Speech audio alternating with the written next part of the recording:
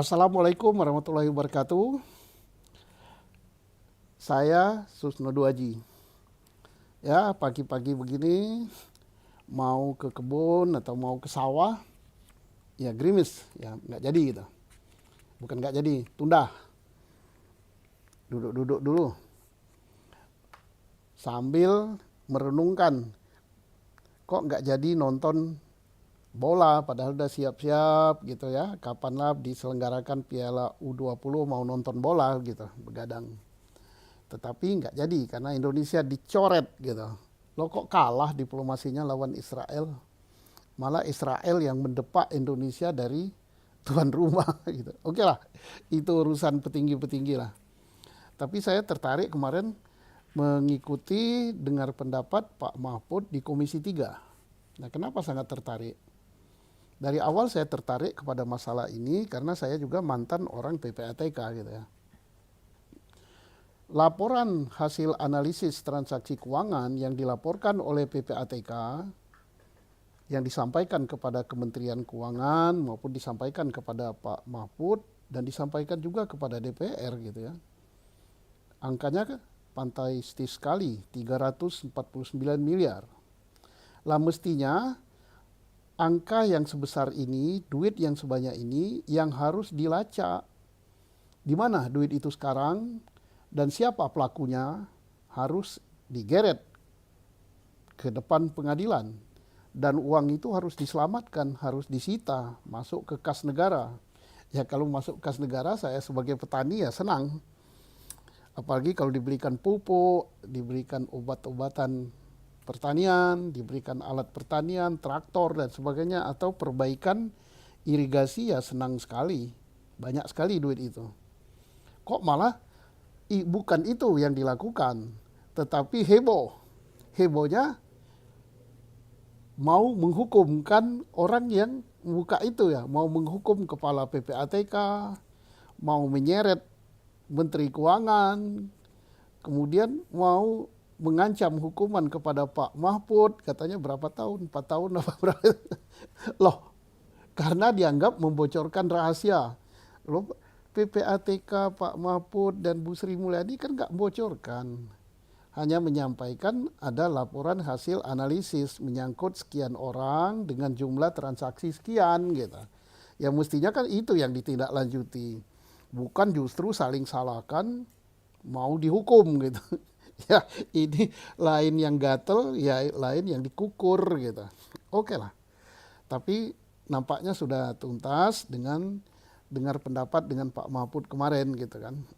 Oke, sekarang ini yang harus dilacak. Tetapi yang sangat menarik terjadi perbedaan data antara Kementerian Keuangan yang disampaikan oleh Bu Sri Mulyani dan yang disampaikan oleh Pak Mahfud dan Pak Ivan gitu. Pak Mahfud dan Pak Ivan sama gitu antara PPATK dengan Kemenko Polhukam. Tapi Bu Sri Mulyani berbeda, jauh sekali perbedaannya. Kalau kita lihat yang disampaikan pada RDP Bu Sri Mulyani dengan Komisi 11 ya, DPR menyatakan angkanya hanya 3,3 triliun. Padahal 349 triliun. Wih, sangat besar sekali selisihnya. Kemana itu? Nah ini pasti ada angka yang hilang. Dan mencarinya gampang gitu ya. Gampang apa? Tinggal dicocokkan aja data PPATK, dibawa arsipnya dan dicek. Dan menurut informasi yang kita dapat bahwa laporan kepada Kementerian Keuangan ada yang dilaporkan pada 2017 ya, menyangkut 100 berapa triliun itu tentang penyelundupan emas dan lain-lain. Nah, yang nerima justru disampaikan pada 2017.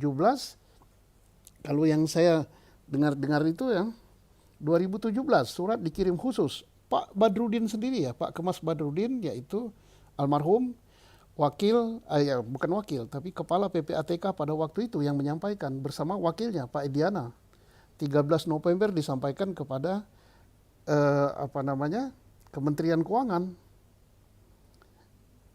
Dan yang terima pejabat juga, yaitu Pak Sekjen sekarang yang dulunya Dirjen Bea Cukai, didampingi oleh Irjen pada waktu itu, yaitu Ibu Sumiati menyangkut LHH sebesar 189 triliun tentang penyelundupan emas.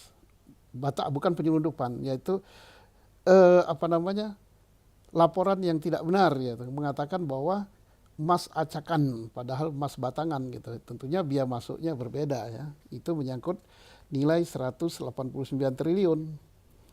Tetapi saat bertemu dengan Pak Mahfud di Kemenko, di mana waktu itu hadir Menteri Wamen, Pak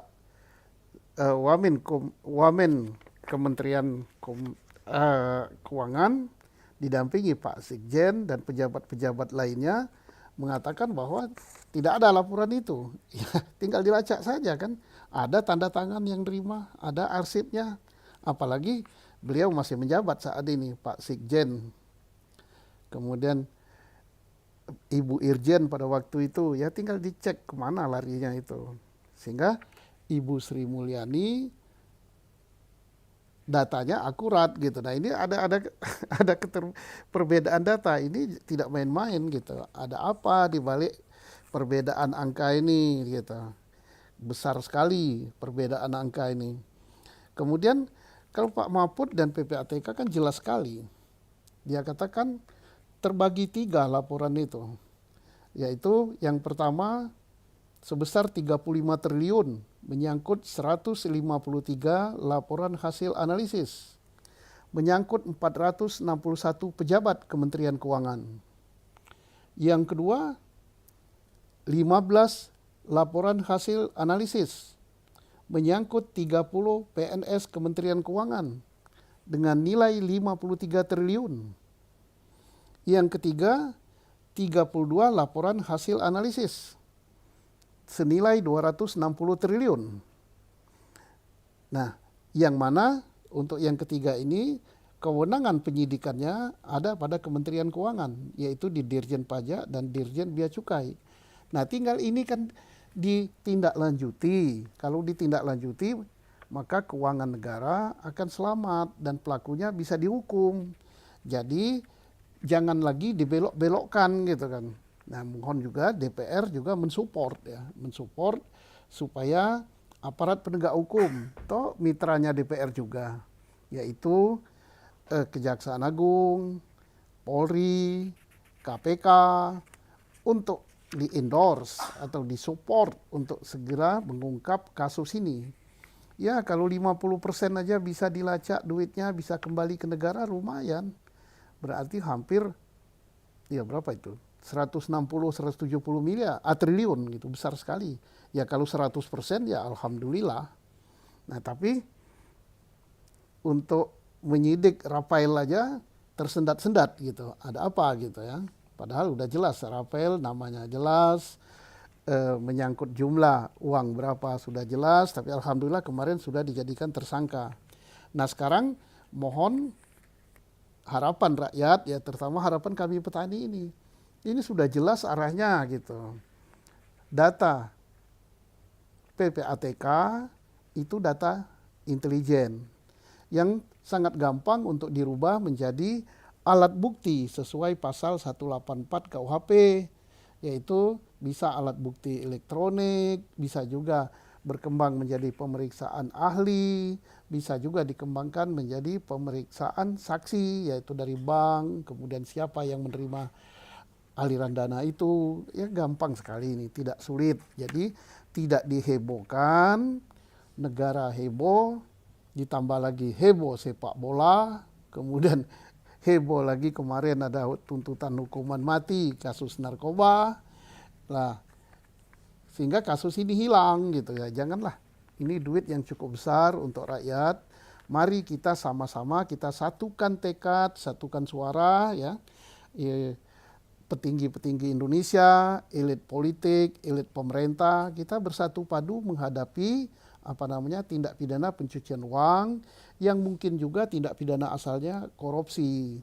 Bisa diselamatkan uang negara, bukan heboh, bukan gaduh, saling gaduh mau ngancam hukuman, bocorkan rahasia. Lah bukan itu pokok masalahnya. Pokok masalahnya bukan bocorkan rahasia.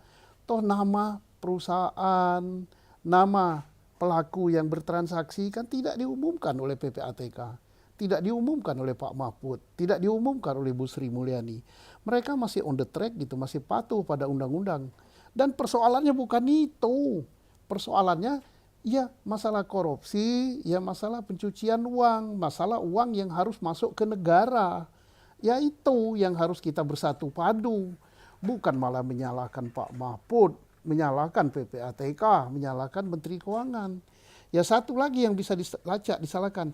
Kenapa data di Kementerian Keuangan ada semacam data yang disembunyikan? Ini bantu Kementerian Keuangan, bantu Bu Sri Mulyani. Siapa yang menggelapkan data itu? Atau sudah diselesaikan di bawah tangan gitu, damai gitu. Nah, kan ada, lacaklah itu. Yang menerima beliau ada, masih jadi dulunya Dirjen Bea Cukai, sekarang jadi Sekjen. Yang nyerahkan almarhum, tapi wakilnya masih ada gitu. Nah ini yang perlu dilacak, kemana gitu suratnya itu, ketelisut atau ditelisutkan atau apakah, ya itu yang harus dilacak. Kemudian siapa yang bertransaksi, siapa yang menerima uang, uangnya itu dikemanakan, dan itu uang-uang itu walaupun bukan berasal dari uang anggaran, tapi uang itu kalau diproses secara benar akan masuk kepada kas negara sebagai penerimaan negara dari sektor pajak dan sektor bea dan cukai. Besar sekali.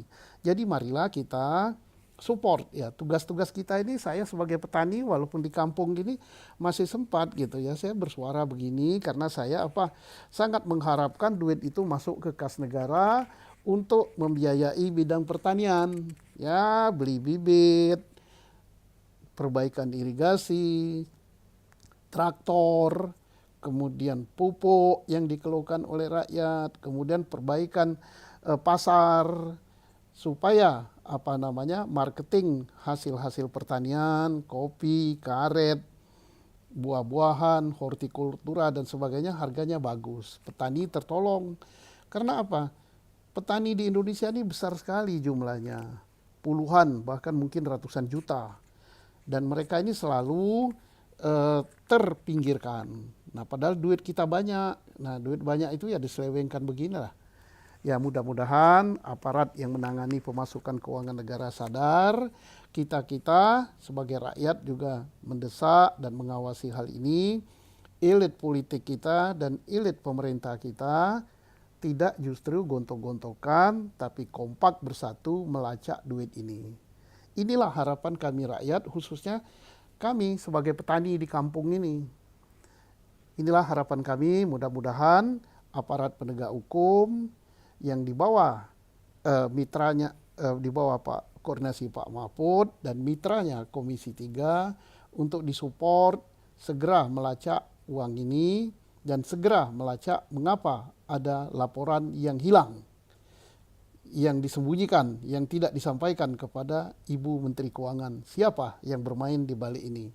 Kita ingin agar uang ini masuk ke kas negara. Itulah harapan kami. Kami ini hanya bisa berharap sih, petani-petani ini seperti itulah harapan kami. Nah mudah-mudahan ini tidak diganggu oleh gaduh masalah sepak bola, U20, gaduh juga masalah tahun politik gitu. Petani itu sederhana saja harapannya. Sekian, terima kasih. Wabillahi taufiq wal hidayah. Assalamualaikum warahmatullahi wabarakatuh. Salam petani Indonesia.